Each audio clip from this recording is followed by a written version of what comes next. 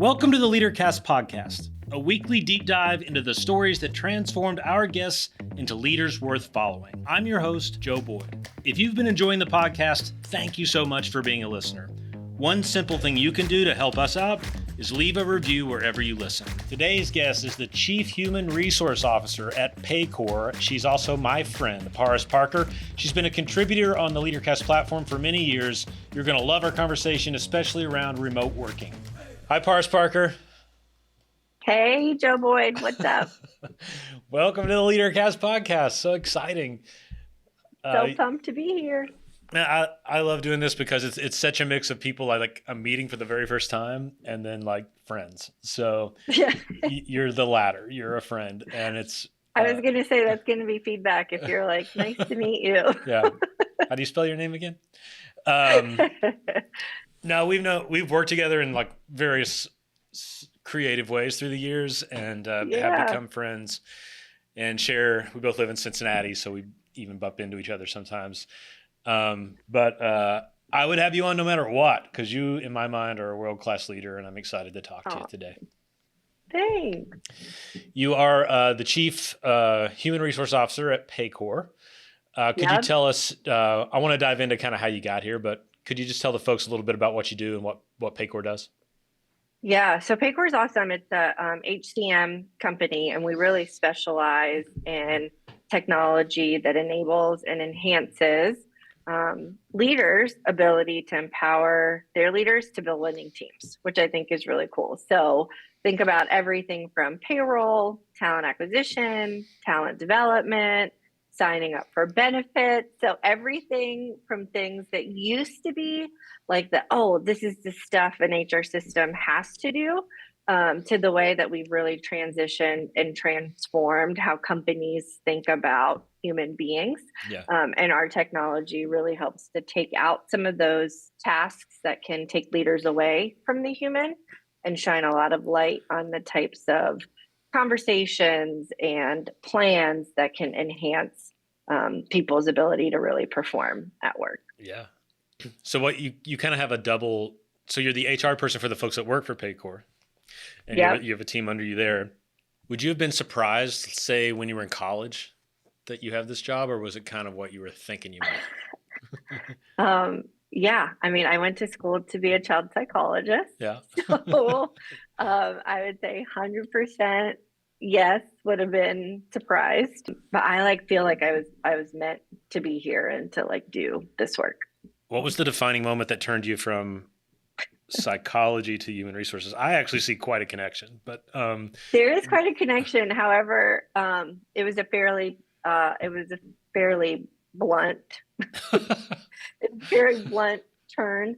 I had a professor that I loved, who pulled me aside one day and was like, "I think you got to think about something different." And you know me, I had built my whole plan around, you're going to do undergrad, then you're going to go to grad school. And he basically said that he felt like the thing that he thought would make me a really great child psychologist would not do me any probably positively or good in my life outside of work. And he felt quite strongly about it. And I remember being so upset after class that day, because I was like, I don't know what I'm going to do now. And it wasn't I wasn't failing. It didn't have anything to do academically. But I'm so thankful for him caring enough to say, hey, you would be really good at this, but I also care enough about you for you to want you to have a life outside of being a child psychologist, defining, all your highs and lows. That's such a I don't know. So one of the themes of the podcast, as I talk about leaders' journeys, is they will have one person that may not be even super close to them that says something at a pivotal moment in their life that changes their direction. But don't take this the wrong way. It's usually always positive. it's usually I see this in you. You should do this. And they're like, yes. It's really fascinating that this person cared enough and knew you well enough as a professor to say that, because it probably wasn't an easy thing for them to say either, I wouldn't think. No, and you know what? So he just was like super blunt. And I wouldn't say that he was probably the one of the professors that I liked the most, Yeah. but not necessarily like the professor that I felt like I was the closest to, Yeah. right? Like Yeah. we had a good relationship. The interesting part is though, I get really triggered when people ask me questions like, how do you give somebody tough feedback? Or like, why is it important to have courageous conversations? Yeah. And I think you've heard me say this before, but I'm Yeah. like, the least courageous thing you can do is like nothing, right? And we put all this, I don't know, I feel like we bubble wrap with anxiety telling people the truth. Yeah. And I've been reflecting a lot. I reflect all the time.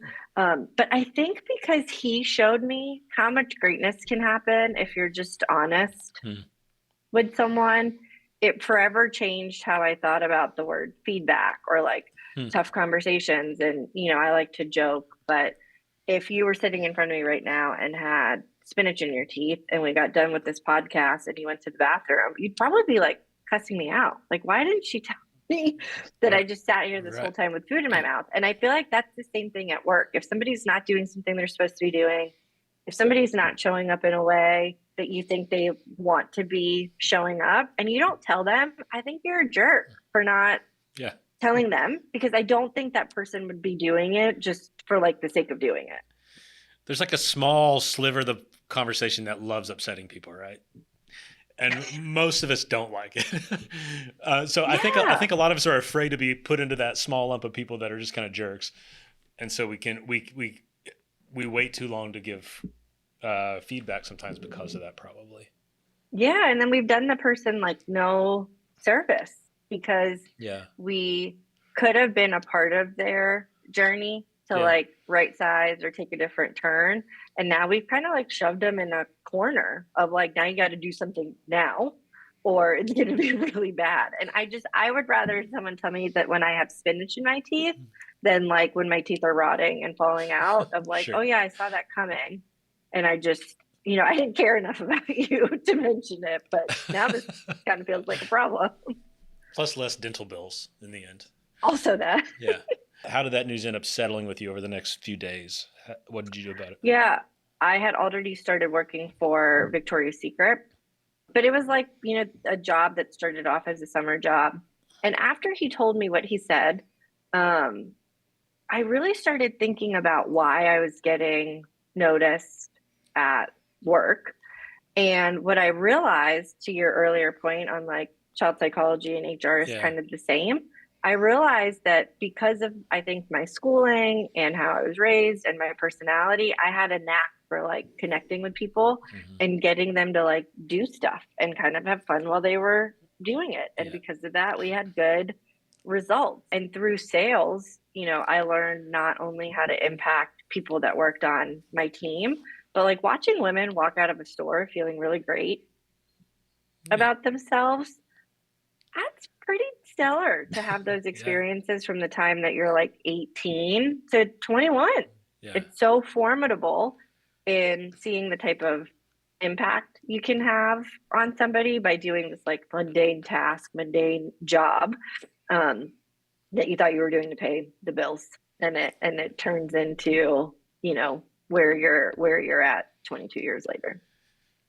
You said the word fun, which is a word I think I would use to describe you, and the professional version of you as well. Like we've gotten to do work together, and you do have a way, I feel like, of, look, maybe some folks, if you just walked up and asked them and said, "Is HR a fun job?"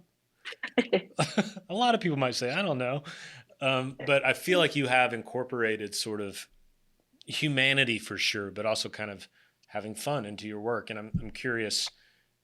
Do you self-identify that in you, and is that purposeful? How do you walk? I mean, I definitely like that F word better than like another and any other F word that could be used. Yeah, I think so, because if you really think about the psychology, right, of what gets people going, it's not fun. Like nobody wants to come to work and feel like they don't know what they're doing. They don't know how to do what they're supposed to be doing. They're constantly being told that they're doing something wrong. Like that doesn't feel like an environment where you could do your best.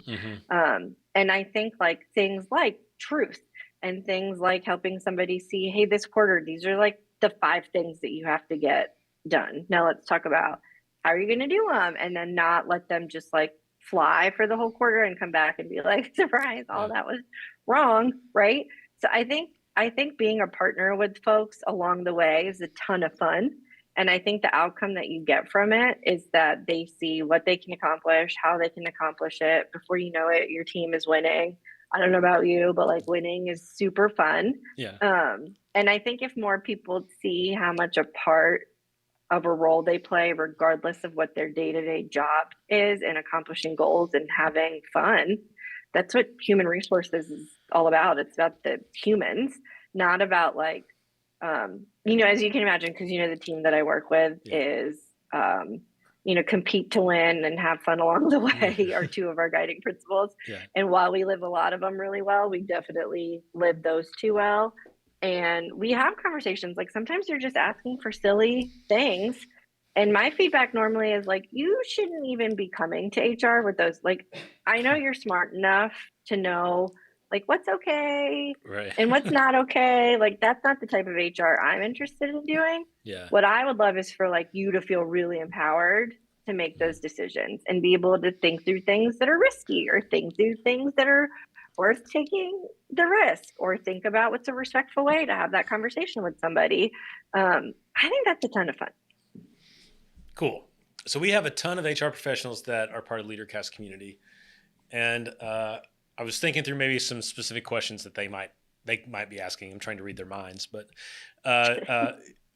first of all, before you answer, maybe you could just go through a little bit of your history, because I know you've been at several larger companies. But I want to ask a question about kind of leading up a little bit. So like the CEO or whoever you might report into, or if you're on the HR team and there's someone in your position above you. Curious just your advice in the HR world about how to kind of lead that way. But before you answer that, this is an awful question. This isn't my main job, asking questions. But tell us a little bit of your career path, and then tell us about leading up and how you feel about that.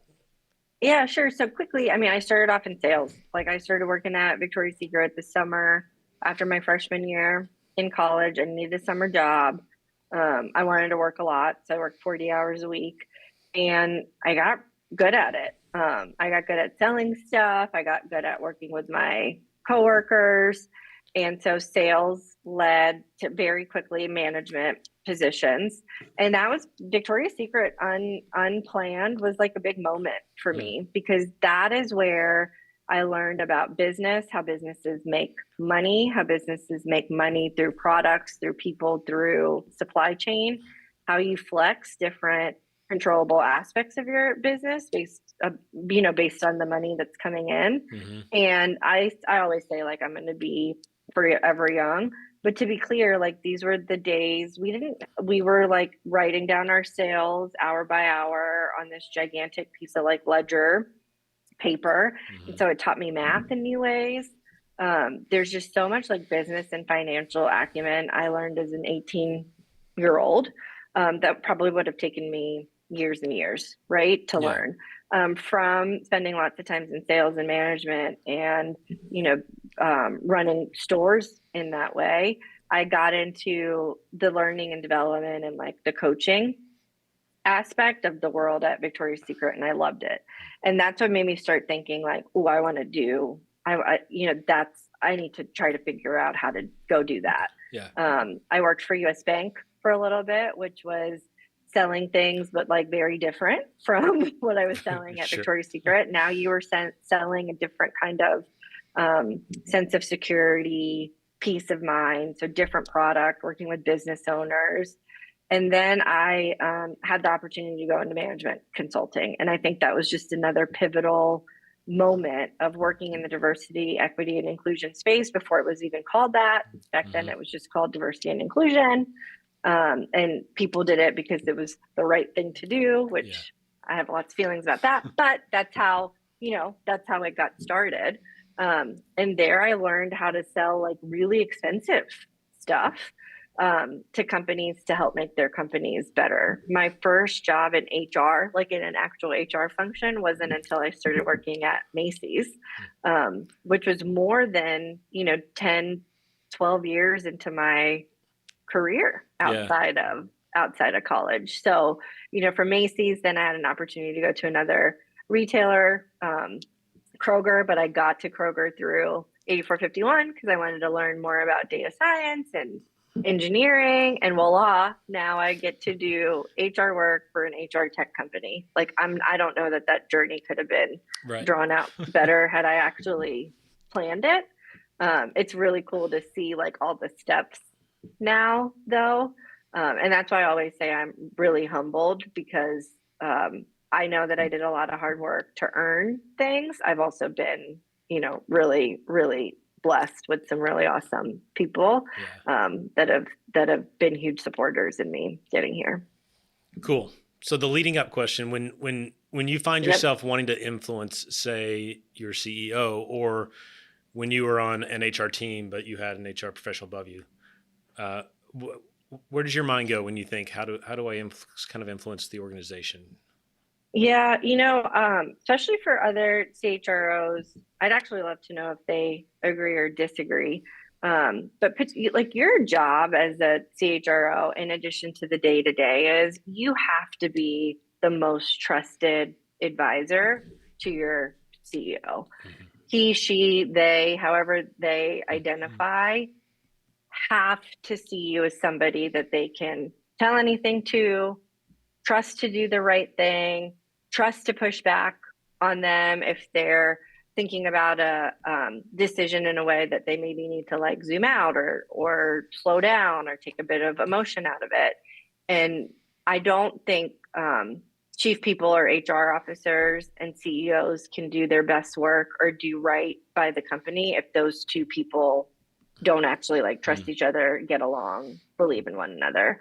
And I think you have to spend time quickly doing that with your CEO, and then the influence and the change management and all that stuff is a byproduct to me of that comfortable and trusting relationship. So when big crazy things happen, I have to be able to trust that like I know the intent of why my CEO is doing something, and he has to be able to trust if I'm like time out or if I'm like, yeah, let's get after it on full speed.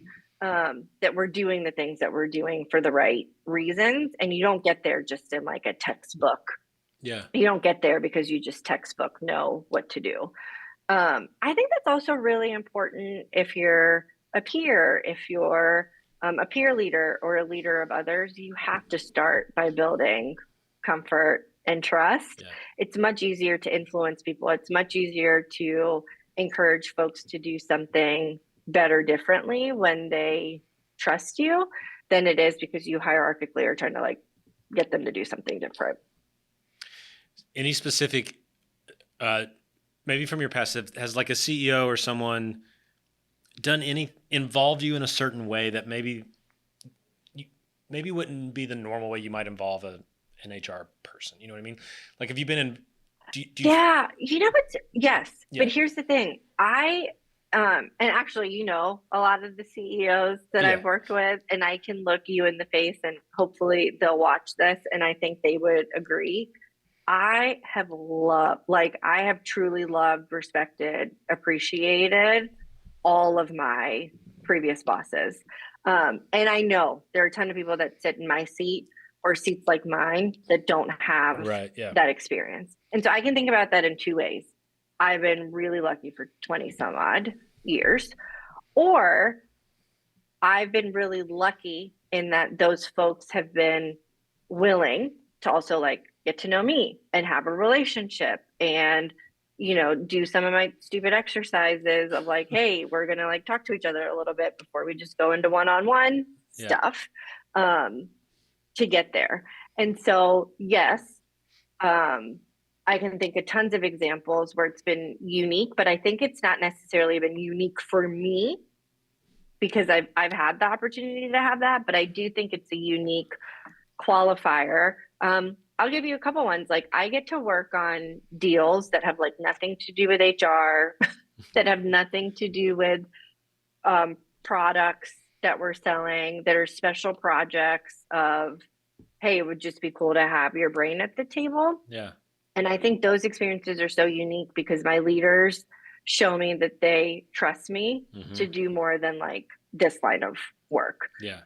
Or, just stay in this swim lane and don't talk to anybody else about other stuff. Right. And I think that's really unique because what it's taught me is the importance of now creating space for other people to do that. And going into those special projects with a ton of trust of like, hey, you tell me what you're comfortable with, but I'm going to show you all the things. Yeah. And we're going to talk about how you want to get feedback, good, bad, and indifferent, so that you get out of this experience what you deserve. And hopefully we get to, do something cool too. Yeah. I'm curious now that as we're recording this, it's almost 2024. We're December 23 while we're recording it. But I know that Paycor is one of the companies that made a decision to stay remote indefinitely. And you had some answers around what you were doing a couple of years ago, but I'm curious now with 3-4 years of working remotely, and so many folks that listen to this, that's a big question we get all the time is, how do I lead better remotely? Any best practices specifically in like the last, say, 18 months or so about how to do that? You have to do this stuff on relationships, the stuff that everybody just naturally isn't born to do. Mm-hmm. You will fail doing things remotely, period. Whether it's how you lead, how you're led, how you progress, if you do not get to know your company culture, if you don't participate in it, and if you don't get to know people at work, because it doesn't happen organically anymore. You don't just run into somebody. You don't just randomly see somebody that you've never worked with before wearing the jersey of your favorite team to strike up a conversation.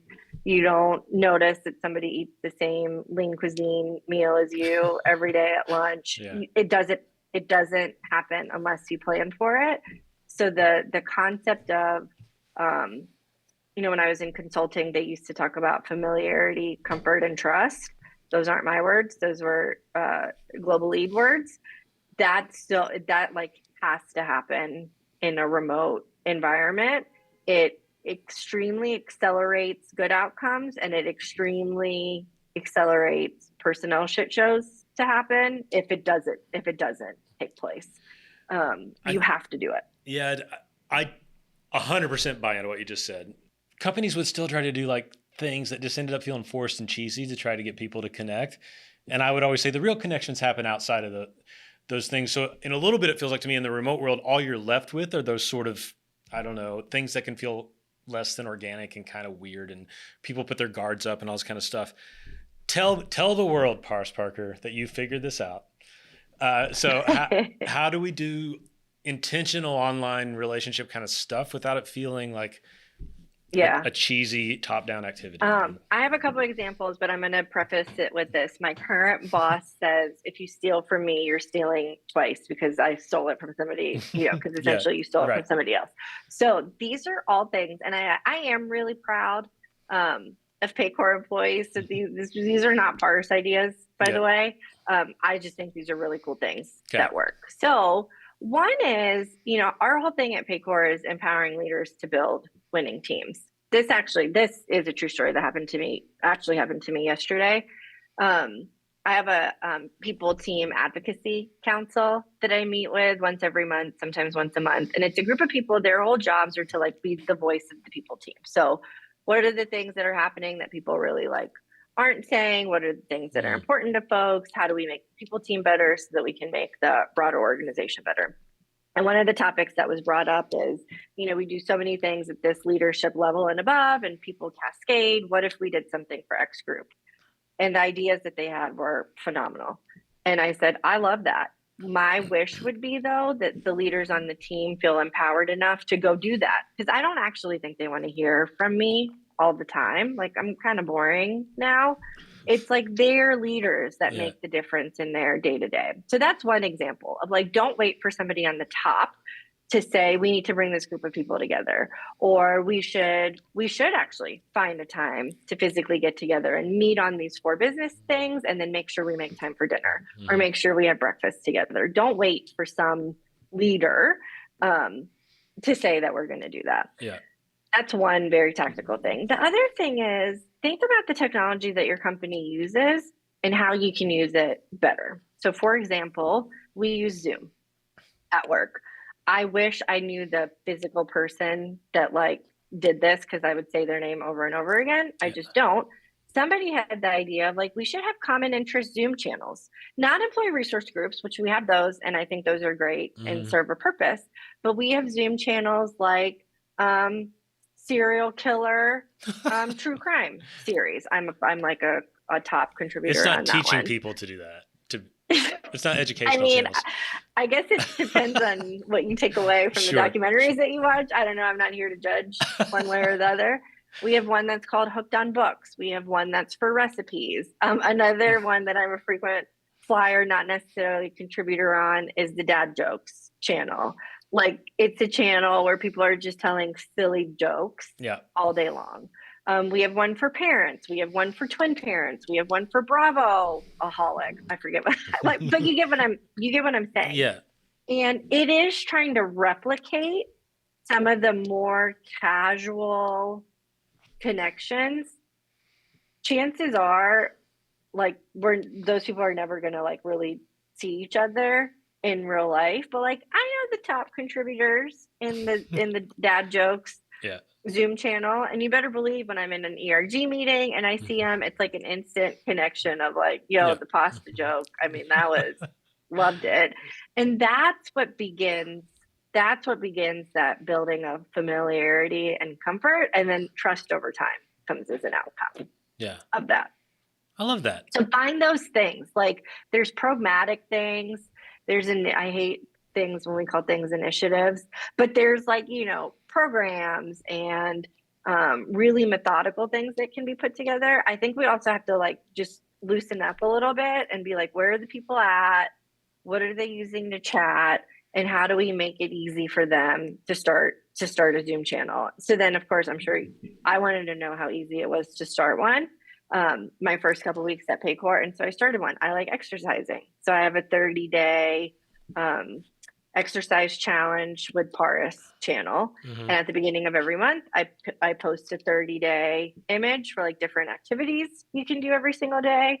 There's no accountability. There's no following up. But people say like, hey, I lost track of day 3 and 4, but I'm all caught up now. Or like this leg challenge is really killing me. We don't have a lot of dialogue, but like we're all doing something together. And it connects us. I would say as we kind of wrap up here, I saw a full circle moment in our conversation where we talked about how sometimes we're afraid to tell the truth because we might upset people. But you also talked about you're specifically actively getting feedback from people. Because I think the flip side of it is as leaders, sometimes we might not admit it, but we just don't want to hear the bad things. So we have so much stress already. Why would I go ask what's wrong? And so I think that goes both ways, right? As we create this culture that is people driven and full of empathy and all those things, but also truth telling, the leaders actively asking for the truth might be the most important thing of all, really. You have to ask for it. When I really fell in love with what it meant to be in technology back in my 8451 Kroger Digital days, we were going as a company through a transition of becoming product led, right? And the thing that I love about being product led is that it's outcome driven and not task driven. So if you apply that to this dialogue that we're having, if you don't know what's actually wrong, you're spending a whole ton of your life fixing the wrong stuff. I would rather you tell me that the project that we're focused on or the program that we're creating isn't solving the problem and tell me the real problem. Because if I'm going to work this much and if I'm going to rally people and get them going for so many hours, for so many days a week, I would much rather be working on the stuff that matters. So you have to continuously show that you're somebody that not only asks for the feedback, but like wants to hear it and have a dialogue on it. And then you got to do better. You have to do better. Love it. Paaras, thank you for being my friend and being on the podcast. Thank you in advance for any Bengals tickets you'll find for me, because Paycor now has the naming rights to the Cincinnati Bengals Stadium. As a Bengals fan, thank you for helping pay Joe Burrow's contract. I appreciate it. Yeah. Hooday. No, the partnership with the Bengals is so awesome and so aligned. When you think about empowering leaders to build winning teams, I love storytelling. Yes. How that comes alive in sports is so cool. The Bengals, back office and administrative team and leadership are so phenomenal to work with. I can't wait to see what the next, decade of our relationship will bring. But they're a rockin' crew. Awesome. Thank you, Paaras. All right, Hooday. Thanks for being my friend too. Yep. Bye. Okay, bye.